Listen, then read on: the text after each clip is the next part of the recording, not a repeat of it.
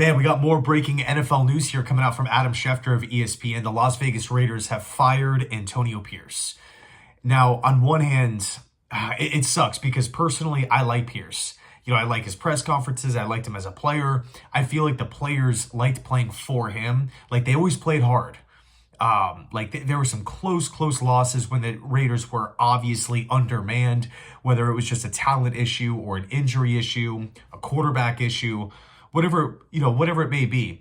I feel like Antonio Pierce is someone who just commands respect. Again, I don't know if it's that former player in him. I don't know if it's just his leadership qualities, but it really feels like he does a good job of getting people to buy in. Not only just players too, but coaches, right? You look at the coaches that Antonio Pierce has connections to. Tom Coughlin, Marvin Lewis. I mean, he brought Norv and Scott Turner in. I believe it was like around that midway part of the season. You don't do that if other coaches don't respect you or don't want any part of dealing with you or your franchise, right? There has to be that level of respect, and Antonio Pierce has it. I don't think Antonio Pierce will get another head coaching job this cycle, although I would like to see him become a head coach one day. But I'll say this, I think as a coordinator, man, Antonio Pierce, like he should be talked about. He should be talked about, man. I really like Antonio Pierce. A lot, obviously. But we move forward with the Raiders, right?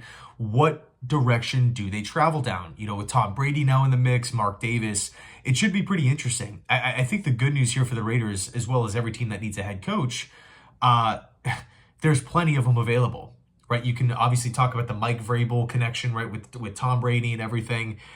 That should make a lot of sense. I personally want the Raiders to reach out and interview Vrabel. I think it just makes all the sense in the world for Vegas. I mean, man, you could talk about Aaron Glenn. You could talk about Ben Johnson. You could talk about Brian Flores. Just tons of different options, right? If you want to go pluck someone from the Kansas City Chiefs staff, you have someone in Matt Nagy who is, I would say at this point, a candidate who has rebuilt his image. Won a lot of games for the Chicago Bears. Made the playoffs for the Bears in that first season, but obviously it didn't end well with Justin Fields and whatnot, winning only 6 games. But he goes back to Kansas City and again has kind of rebuilt his image and they have just had tons of success over in KC. You can look at a Jesse Minter. I mean, man, the list goes on. There's just plenty of candidates out there. I think the Raiders will be fine when it's all said and done. Tom Telesco sticking around though.